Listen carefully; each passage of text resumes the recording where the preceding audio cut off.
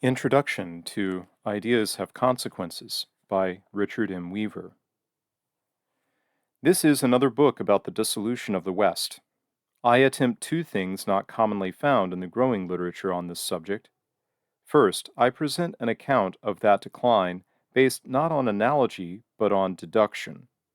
It is here the assumption that the world is intelligible and that man is free, and that those consequences we are now expiating are the product not of biological or other necessity, but of unintelligent choice.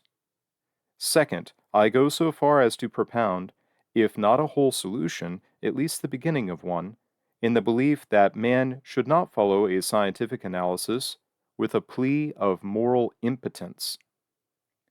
In considering the world to which these matters are addressed, I have been chiefly impressed by the difficulty of getting certain initial facts admitted.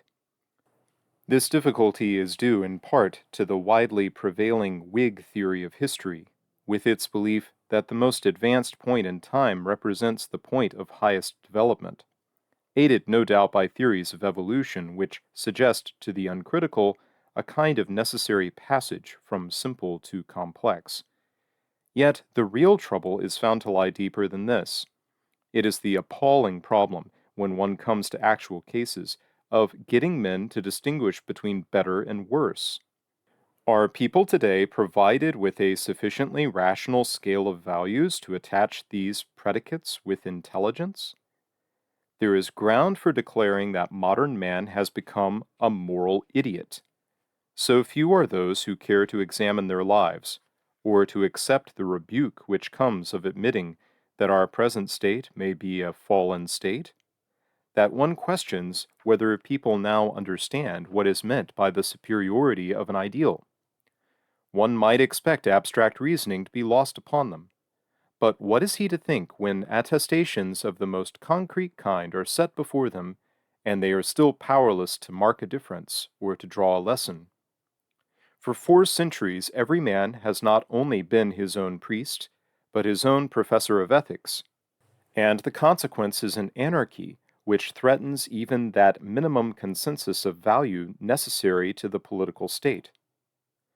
Surely we are justified in saying of our time, if you seek the monument to our folly, look about you. In our own day we have seen cities obliterated and ancient faiths stricken. We may well ask, in the words of Matthew, whether we are not faced with great tribulation, such as was not since the beginning of the world.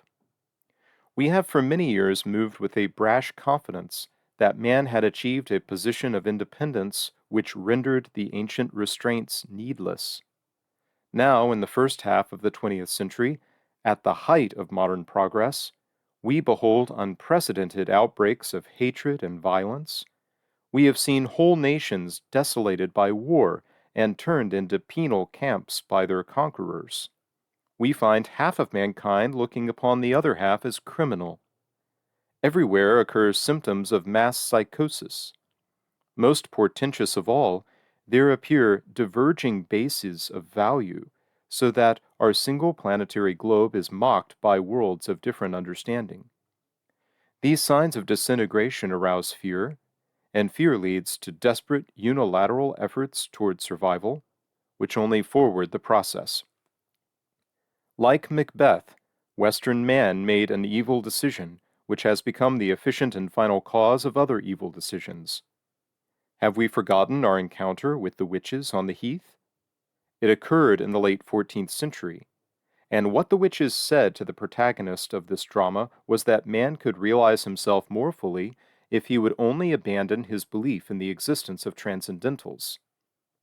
The powers of darkness were working subtly, as always, and they couched this proposition in the seemingly innocent form of an attack upon universals.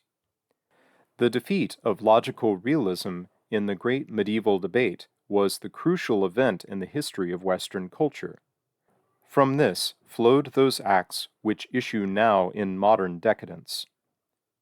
One may be accused here of oversimplifying the historical process, but I take the view that the conscious policies of men and governments are not mere rationalizations of what has been brought about by unaccountable forces. They are rather deductions from our most basic ideas of human destiny, and they have a great, though not unobstructed, power to determine our course. For this reason, I turn to William of Ockham as the best representative of a change which came over man's conception of reality at this historic juncture. It was William of Ockham who propounded the fateful doctrine of nominalism, which denies that universals have a real existence. His triumph tended to leave universal terms mere names serving our convenience. The issue ultimately involved is whether there is a source of truth higher than and independent of man, and the answer to the question is decisive for one's view of the nature and destiny of humankind. The practical result of nominalist philosophy is to banish the reality which is perceived by the intellect and to posit as reality that which is perceived by the senses. With this change in the affirmation of what is real, the whole orientation of culture takes a turn, and we are on the road to modern empiricism. It is easy to be blind to the significance of a change because it is remote in time and abstract in character.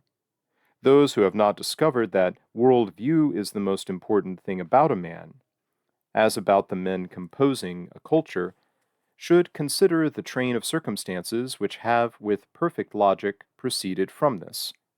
The denial of universals carries with it the denial of everything transcending experience. The denial of everything transcending experience means inevitably, though ways are found to hedge on this, the denial of truth. With the denial of objective truth, there is no escape from the relativism of man the measure of all things. The witches spoke with the habitual equivocation of oracles when they told man that by this easy choice he might realize himself more fully, for they were actually initiating a course which cuts one off from reality. Thus began the abomination of desolation, appearing today as a feeling of alienation from all fixed truth. Because a change of belief so profound eventually influences every concept, there emerged before long a new doctrine of nature. Whereas nature had formerly been regarded as imitating a transcendent model and as constituting an imperfect reality, it was henceforth looked upon as containing the principles of its own constitution and behavior. Such revision has had two important consequences for philosophical inquiry. First, it encouraged a careful study of nature, which has come to be known as science, on the supposition that by her acts she revealed her essence. Second, and by the same operation, it did away with the doctrine of forms imperfectly realized. Aristotle had recognized an element of unintelligibility in the world, but the view of nature as a rational mechanism expelled this element. The expulsion of this element of unintelligibility in nature was followed by the abandonment of the doctrine of original sin. If physical nature is the totality, and if man is of nature, it is impossible to think of him as suffering from constitutional evil. His defections must now be attributed to his simple ignorance, or to some kind of social deprivation. One comes thus by clear deduction to the corollary of the natural goodness of man. And the end is not yet. If nature is a self-operating mechanism, and man is a rational animal adequate to his needs, it is next in order to elevate rationalism to the rank of a philosophy. Since man proposed now not to go beyond the world, it was proper that he should regard as his highest intellectual vocation methods of interpreting data supplied by the senses. There followed the transition to Hobbes and Locke and the 18th century rationalists, who taught that man needed only to reason correctly upon evidence from nature. The question of what the world was made for now becomes meaningless, because the asking of it presupposes something prior to nature in the order of existence. Thus, it is not the mysterious fact of the world's existence which interests the new man, but explanations of how the world works. This is the rational basis for modern science, whose systematization of phenomena is, as Bacon declared in The New Atlantis, a means to dominion. At this stage, religion begins to assume an ambiguous dignity, and the question of whether it can endure at all in a world of rationalism and science has to be faced. One solution was deism, which makes God the outcome of a rational reading of nature. But this religion, like all those which deny antecedent truth, was powerless to bind. It merely left each man to make what he could of the world open to the senses. There followed references to nature and nature's God, and the anomaly of a humanized religion. Materialism loomed next on the horizon, for it was implicit in what had already been framed. Thus it soon became imperative to explain man by his environment, which was the work of Darwin and others in the 19th century.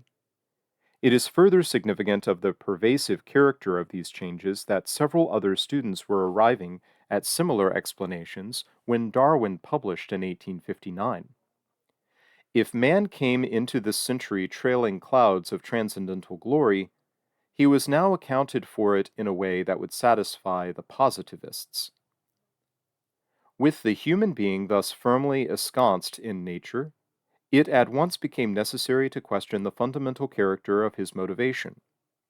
Biological necessity, issuing in the survival of the fittest, was ordered as the causa causans, after the important question of human origin had been decided in favor of scientific materialism. After it has been granted that man is molded entirely by environmental pressures, one is obliged to extend the same theory of causality to his institutions. The social philosophers of the 19th century found in Darwin powerful support for their thesis that human beings act always out of economic incentives, and it was they who completed the abolishment of freedom of the will. The great pageant of history thus became reducible to the economic endeavors of individuals and classes, and elaborate prognoses were constructed on the theory of economic conflict and resolution. Man created in the divine image, the protagonist of a great drama in which his soul was at stake, was replaced by man, the wealth-seeking and consuming animal. Finally came psychological behaviorism, which denied not only freedom of the will, but even such elementary means of direction as instinct. Because the scandalous nature of this theory is quickly apparent, it failed to win converts in such numbers as the others. Yet it is only a logical extension of them, and should in fairness be embraced by the upholders of material causation. Essentially, it is a reduction to absurdity of the line of reasoning which began when man bade a cheerful goodbye to the concept of transcendence. There is no term proper to describe the condition in which he is now left unless it be abysmality. He is in the deep and dark abysm, and he has nothing with which to raise himself. His life is practice without theory. As problems crowd upon him, he deepens confusion by meeting them with ad hoc policies. Secretly, he hungers for truth, but consoles himself with the thought that life should be experimental. He sees his institutions crumbling and rationalizes with talk of emancipation. Wars have to be fought, seemingly with increased frequency. Therefore, he revives the old ideals, ideals which his present assumptions actually render meaningless, and, by the machinery of state, forces them again to do service. He struggles with the paradox that total immersion in matter unfits him to deal with the problems of matter. His decline can be represented as a long series of abdications. He has found less and less ground for authority at the same time he thought he was setting himself up as the center of authority in the universe. Indeed, there seems to exist here a dialectic process which takes away his power in proportion as he demonstrates that his independence entitles him to power. This story is eloquently reflected in changes that have come over education. The shift from the truth of the intellect to the facts of experience followed hard upon the meeting with the witches.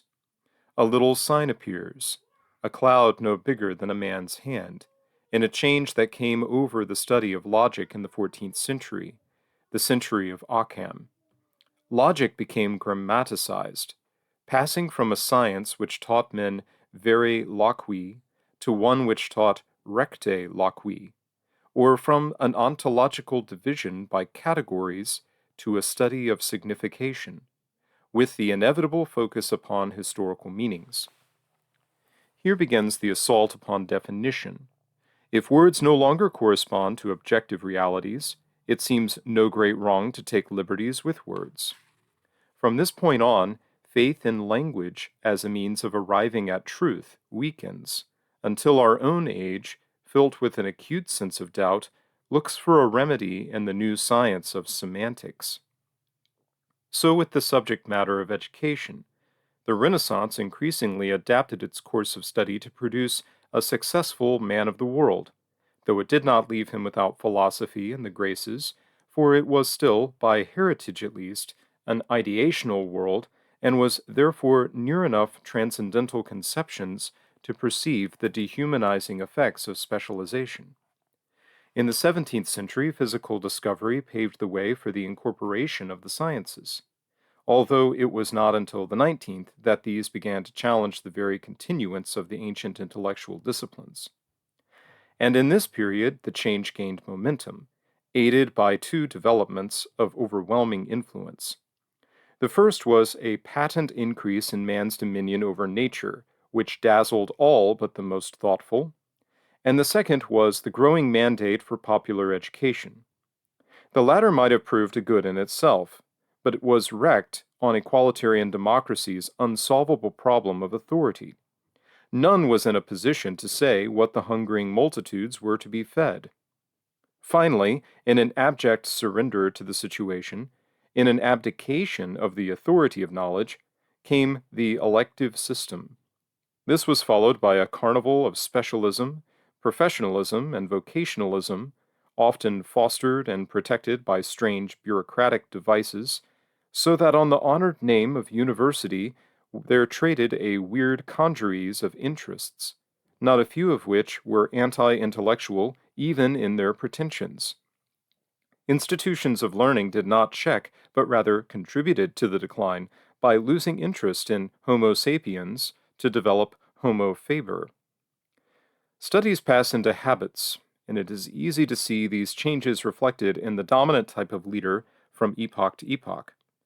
In the 17th century, it was, on the one side, the royalist and learned defender of the faith, and, on the other, aristocratic intellectuals of the type of John Milton and the Puritan theocrats who settled New England. The next century saw the domination of the Whigs in England, and the rise of encyclopedists and romanticists on the continent. Men who were not without intellectual background, but who assiduously cut the mooring strings to reality as they succumbed to the delusion that man is by nature good. Frederick the Great's rebuke to a sentimentalist, Ach, mein lieber Sulzer, knickt nicht dies verdammte Rasse, epitomizes the difference between the two outlooks. Footnote. Ah, my beloved Sulzer, you do not understand this damned race. End of footnote. The next period witnesses the rise of the popular leader and demagogue, the typical foe of privilege who broadened the franchise in England, wrought revolution on the continent, and in the United States replaced the social order which the Founding Fathers had contemplated with demagogism and the urban political machine. The 20th century ushered in the leader of the masses, though at this point there occurs a split whose deep significance we shall have occasion to note. The new prophets of reform divide sharply into sentimental humanitarians and an elite group of remorseless theorists who pride themselves on their freedom from sentimentality. Hating this world they never made after its debauchery of centuries, the modern communists, revolutionaries, and logicians move toward intellectual rigor. In their decision lies the sharpest reproach yet to the desertion of intellect by Renaissance man and his successors. Nothing is more disturbing to modern men of the West than the logical clarity with which the communists face all problems. Who shall say that this feeling is not born of a deep apprehension that here are the first true realists in hundreds of years, and that no dodging about in the excluded middle will save Western liberalism? This story of man's passage from religious to philosophical transcendentalism has been told many times, and since it has usually been told as a story of progress, it is extremely difficult today to get people in any number to see contrary implications. Yet, to establish the fact of decadence is the most pressing duty of our time, because, until we have demonstrated that cultural decline is a historical fact which can be established, and that modern man has about squandered his estate, we cannot combat those who have fallen prey to hysterical optimism. Such is the task, and our most serious obstacle is that people traveling this downward path develop an insensibility which increases with their degradation. Loss is perceived most clearly at the beginning. After habit becomes implanted, one beholds the anomalous situation of apathy mounting as the moral crisis deepens. It is when the first faint warnings come that one has the best chance to save himself. And this, I suspect, explains why medieval thinkers were extremely agitated over questions which seem to us today without point or relevance. If one goes on, the monetary voices fade out, and it is not impossible for him to reach a state in which his entire moral orientation is lost. Thus, in the face of the enormous brutality of our age, we seem unable to make appropriate response to perversions of truth and acts of bestiality. Multiplying instances show complacency in the presence of contradiction which denies the heritage of Greece, and a callousness to suffering which denies the spirit of Christianity. Particularly since the great wars do we observe this insentience. We approach a condition in which we shall be amoral without the capacity to perceive it, and degraded without means to measure our descent. That is why, when we reflect upon the cataclysms of the age, we are chiefly impressed with the failure of men to rise to the challenge of them. In the past, great calamities have called forth, if not great virtues, at least heroic postures. But after the awful judgments pronounced against men and nations in recent decades, we detect notes of triviality and travesty. A strange disparity has developed between the drama of these actions and the conduct of the protagonists, and we have the feeling of watching actors who do not comprehend their roles. Hysterical optimism will prevail until the world again admits the existence of tragedy, and it cannot admit the existence of tragedy until it again distinguishes between good and evil. Hope of restoration depends upon recovery of the ceremony of innocence, of that clearness of vision and knowledge of form which enables us to sense what is alien or destructive, what does not comport with our moral ambition. The time to seek this is now, before we have acquired the perfect insouciance of those who prefer perdition.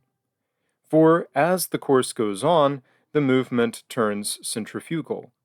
We rejoice in our abandon, and are never so full of the sense of accomplishment as when we have struck some bulwark of our culture a deadly blow. In view of these circumstances, it is no matter for surprise that, when we ask people even to consider the possibility of decadence, we meet incredulity and resentment. We must consider that we are in effect asking for a confession of guilt and an acceptance of sterner obligation. We are making demands in the name of the ideal or the suprapersonal, and we cannot expect a more cordial welcome than disturbers of complacency have received in any other age. On the contrary, our welcome will be rather less today, for a century and a half of bourgeois ascendancy has produced a type of mind highly unreceptive to unsettling thoughts. Added to this is the egotism of modern man, fed by many springs, which will scarcely permit the humility needed for self criticism. The apostles of modernism usually begin their retort with catalogues of modern achievement, not realizing that here they bear witness to their immersion in particulars. We must remind them that we cannot begin to enumerate until we have defined what is to be sought or proved. It will not suffice to point out the inventions and processes of our century unless it can be shown that they are something other than a splendid efflorescence of decay. Whoever desires to praise some modern achievement should wait until he has related it to the professed aims of our civilization as rigorously as the schoolmen related the corollary to their doctrine of the nature of God. All demonstrations lacking this are pointless. If it can be agreed, however, that we are to talk about ends before means, we may begin by asking some perfectly commonplace questions about the condition of modern man.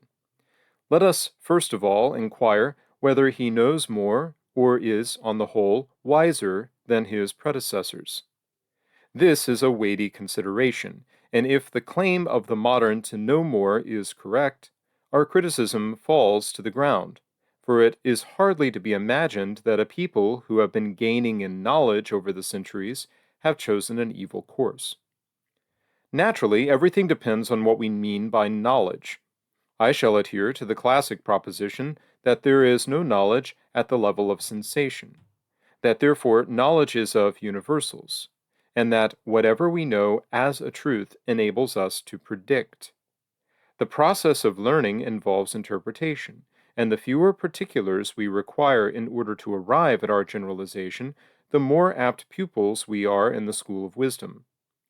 The whole tendency of modern thought, one might say its whole moral impulse, is to keep the individual busy with endless induction.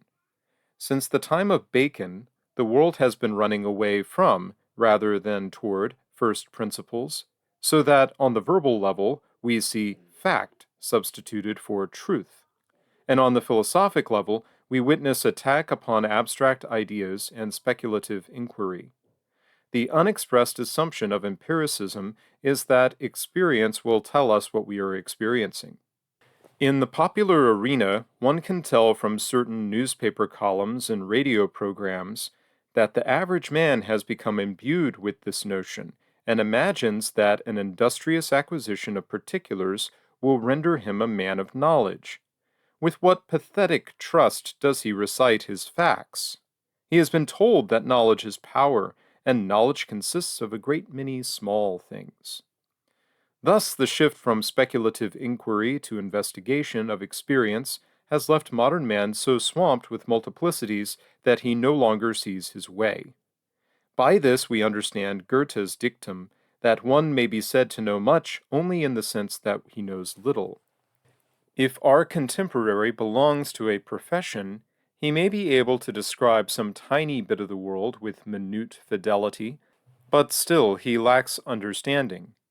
There can be no truth under a program of separate sciences, and his thinking will be invalidated as soon as ab extra relationships are introduced. The world of modern knowledge is like the universe of Eddington, expanding by diffusion until it approaches the point of nullity. What the defenders of present civilization usually mean when they say that modern man is better educated than his forebears is that he is literate in larger numbers. The literacy can be demonstrated, yet one may question whether there has ever been a more deceptive panacea, and we are compelled, after 100 years of experience, to echo Nietzsche's bitter observation: everyone being allowed to learn to read ruineth in the long run not only writing, but also thinking. It is not what people can read, it is what they do read, and what they can be made by any imaginable means to learn from what they read, that determine the issue of this noble experiment. We have given them a technique of acquisition. How much comfort can we take in the way they employ it? In a society where expression is free and popularity is rewarded, they read mostly that which debauches them, and they are continuously exposed to manipulation by controllers of the printing machine, as I shall seek to make clear in a later passage. It may be doubted whether one person in three draws what may be correctly termed knowledge from his freely chosen reading matter. The staggering number of facts to which he today has access serves only to draw him away from consideration of first principles, so that his orientation becomes peripheral. And looming above all, as a reminder of this fatuity, is the tragedy of modern Germany, the one totally literate nation.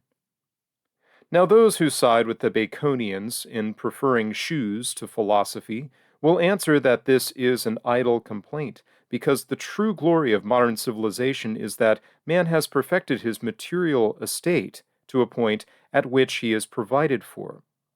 And probably it could be shown statistically that the average man today in countries not desolated by war has more things to consume than his forebears. On this, however, there are two important comments to be made. The first is that since modern man has not defined his way of life, he initiates himself into an endless series when he enters the struggle for an adequate living. One of the strangest disparities of history lies between the sense of abundance felt by older and simpler societies and the sense of scarcity felt by the ostensibly richer societies of today.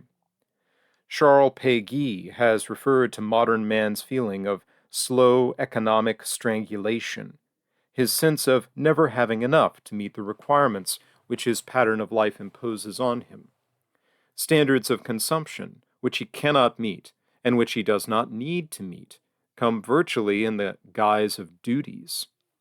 As the abundance for simple living is replaced by the scarcity for complex living, it seems that in some way not yet explained, we have formalized prosperity until it is for most people only a figment of the imagination.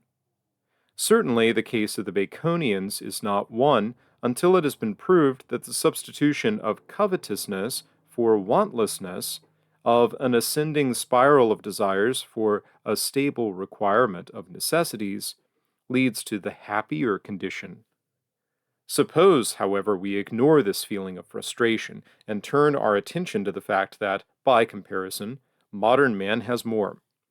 This very circumstance sets up a conflict, for it is a constant law of human nature that the more a man has to indulge in, the less disposed he is to endure the discipline of toil. That is to say, the less willing he is to produce that which is to be consumed. Labor ceases to be functional in life. It becomes something that is grudgingly traded for that competence or that superfluity which everyone has a right to. A society spoiled in this manner may be compared to a drunkard. The more he imbibes, the less he is able to work and acquire the means to indulge his habit. A great material establishment, by its very temptation to luxuriousness, unfits the owner for the labor necessary to maintain it, as has been observed countless times in the histories of individuals and of nations. But let us waive all particular considerations of this sort and ask whether modern man, for reasons apparent or obscure, feels an increased happiness. We must avoid superficial conceptions of this state and look for something fundamental. I should be willing to accept Aristotle's feeling of conscious vitality. Does he feel equal to life?